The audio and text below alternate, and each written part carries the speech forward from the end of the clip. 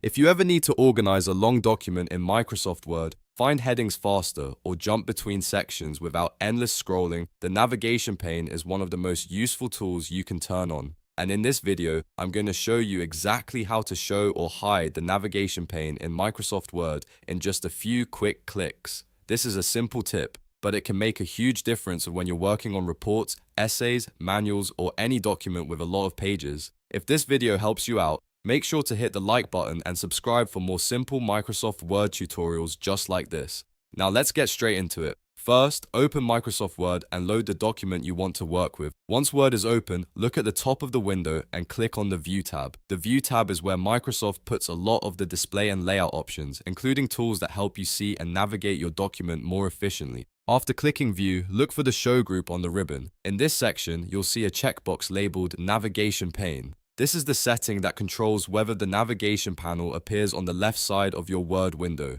If you want to show the navigation pane, simply check the navigation pane box. The pane will immediately appear on the left, and you'll be able to see your document's headings, pages, and search results depending on how your document is structured. This is especially helpful if you want to move quickly from one section to another, or if you're working with a long document and need a better overview. If the navigation pane is already visible and you want to hide it, just go back to the same place and uncheck the navigation pane box. The panel will disappear right away, giving you more screen space for your document.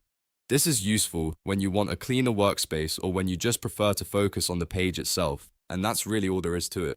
Open Word, go to the View tab, and then check or uncheck the navigation pane option in the Show group depending on whether you want it visible or hidden. It's a very quick setting, but once you know where it is, it becomes a super handy part of your Word workflow.